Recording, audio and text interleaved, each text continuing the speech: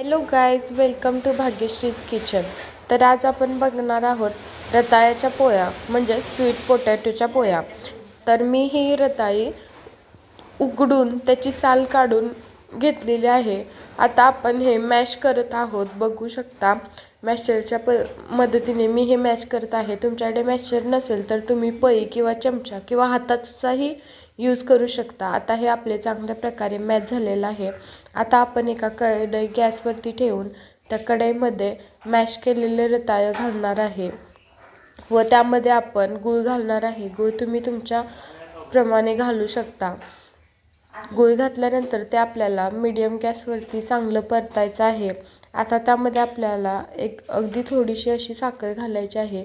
ती एकदम ऑप्शनल आहे. तुम्हाला हवी असेल तर तुम्ही घालू शकता, नाही तर स्किप करू शकता. ती घालूनही आपल्याला चांगल्या प्रकारे परतायचं आहे 2 ते 3 मिनिटासाठी. नंतर आपल्याला पुन्हा एकदा मॅशरच्या मदतीने ते सगळं मॅश करून एकजीव करायचं आहे. बघू शकता कशा प्रकारे एकजीव झालेला आहे व स्टफिंग आपली छान झालेलं आहे. किती छान प्रकारे आपलं रताळ्याचं पुरण तयार झालं आहे. तुम्ही बघू शकता आपण जशी पुरणपोळीसाठी आपण जसं पुरण बनवतो त्याच प्रकारमध्ये आपण हे रताळ्याचे पुरण बनवले आहे. आपल्याला पोळी बनवण्यासाठी कणिक मळून घ्यायची आहे. त्यासाठी मी इथं 2 वाटी गव्हाचं पीठ व आपल्या चवीनुसार मीठ घेतलेलं आहे. थोडं पाणी घालून आता मी हे एकजीव करून मळत आहे.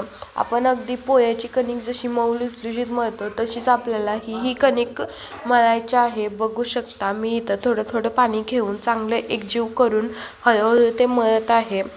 ती सगळी कणिक एकजीव झाल्यानंतर आपल्याला थोडं पाणी घेऊन ती चांगल्या प्रकारे मळायची आहे. म्हणजे काय होतं तर ते कणिक अशी मऊ होते व पोळ्या लाटायला आपल्याला सोपे जातात. व आपलं आता कणिक मळून झालेलं आहे. त्यावरून मी थोडं तेलाची धार सोडलेली आहे. तुम्ही हवे तर तुपाची धारसुद्धा सोडून ती पूर्ण कणकीला लावून घेऊ शकता. आता आपल्याला पोळी लाटायची आहे. त्यासाठी मी गॅसवरती तवा ठेवलेला आहे.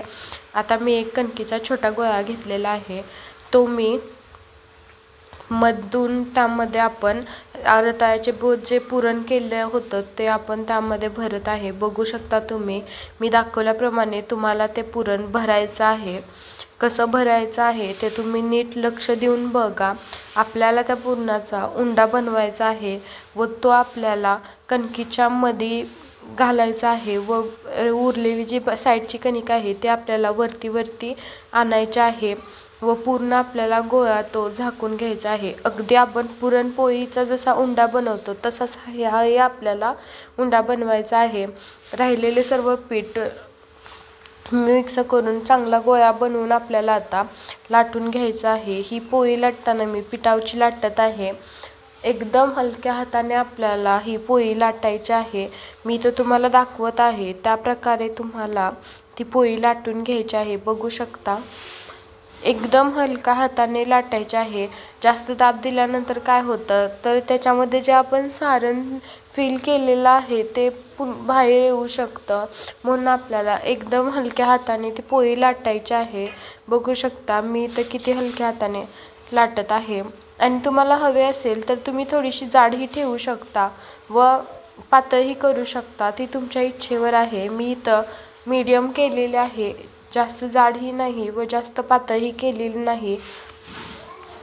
बघू शकता इथं जर तुम्हाला असं वाटलं की जरा सारण बाहेर यायला लागलंय किंवा खाली चिटकायला लागलेलं आहे तर तुम्ही थोडंसं त्याच्यावरती पीठ टाकून डबल लाटू शकता. म्हणजे काय होतं तर ते चिटकत नाही. बघू शकता एकदम हलक्या हाताने आपल्याला पोळी लाटायची आहे. आता आपल्याला ती पोळी चांगल्या प्रकारे भाजून घ्यायची आहे. चांगली भाजताना आपल्याला तुम्ही हवं तर त्यावरती तेलही लावू शकता त्याला किंवा तूपही लावू शकता. मी इथे तुपाचा वापर केलेला आहे. शक्यतो माझं असं मत आहे की पोळ्यांना तूपच लावावं. या पोळ्यांना तुपाची चव या पोळ्यांना खूप छान येते व हे खाताना सुद्धा आपण दुधासोबत किंवा श्रीखंडासोबत खाऊ शकतो. खूप छान लागतं खायला. एकदा घरी तुम्ही नक्की ट्राय करा. मी अजून एक पोळी तुम्हाला इथे बनवून दाखवत आहे. तर बघू शकता कशा प्रकारे मी उंडा भरत आहे. तसाच उंडा तुम्हाला भरायचा आहे. लक्ष देऊन स्टेप बाय स्टेप बघत राहावा. बघू शकता उंडा आपला आता तयार झाला आहे. आता आपल्याला हा गोल आपल्याला पिठामध्ये डीप करून घ्यायचा आहे. जास्तही आपल्याला जास्त असं दाब द्यायचा नाही, एकदम हलक्या हाताने आपल्याला ते लाटायचं आहे. बघू शकता मी कशा प्रकारे लाटत आहे. आता आपल्या इकडे पोळी पचली आहे तर ती परतून आपण त्यावरती तुपाची धार सोडत आहे. इथे मी तूप गरम करून घेतलेलं आहे, त्यामुळे ते कसं काय होतं तर तूप जर आलं असेल तर ते गरम केल्यामुळे पातळ होतं व ते लावायला सोपं जातं. बघू शकता किती छान दिसत आहे पोळी. एकदा घरी नक्की ट्राय करा, लहान मुलं पण खूप आवडीने खातात. आपला हा महाराष्ट्रीयन पारंपरिक पदार्थ आहे, एकदा नक्की ट्राय करा. बघू शकता किती छान पोळी झालेला आहे. तर आता आपण राहिलेली पोळी लाटायला घेऊ. तर ही पोळी आपण एकदम हलक्या हाताने लाटायची आहे. तुम्हाला जर अशाच नवीन नवीन रेसिपी बघायला व खायला बनवायला आवडत असेल तर भाग्यश्रीज किचनला सबस्क्राईब करायला विसरू नका. व माझ्या प्रत्येक व्हिडिओची तुम्हाला जर अपडेट हवे असतील तर शेजारची बेल आयकॉन क्लिक करायला विसरू नका. म्हणजे काय होतं, मी एखादा व्हिडिओ अपलोड केला की तुम्हाला त्याची अपडेट मिळते, नोटिफिकेशन येते. त्यामुळे माझे प्रत्येक व्हिडिओ तुम्ही बघू शकता.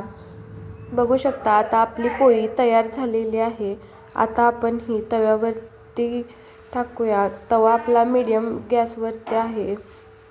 बघू शकता खूप छान पोळी होते याची, एकदा घरी नक्की ट्राय करा. बघा आता आपण यावर पलटून आपण यावरती तूप लावत आहे. तुम्ही हवं तर तेलाचा वापर करू शकता, पण या पोळीबरोबर तूप खूप छान लागतं. त्यामुळे माझ्या मते तर तुम्ही तूपच लावावे. अजून एक मी तुम्हाला पोळी लाटून दाखवत आहे. एकदम हलक्या हाताने आपल्याला पोळी लाटायची आहे. एकदम आपण जशी पुरणपोळी लाटतो तशीच ही आपल्याला पोळी बनवायची आहे. बघू शकता किती छान झालेले आहे.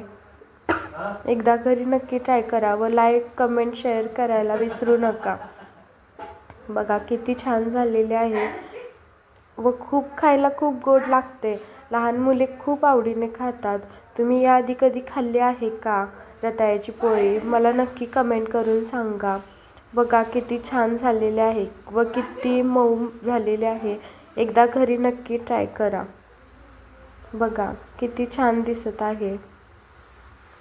धन्यवाद.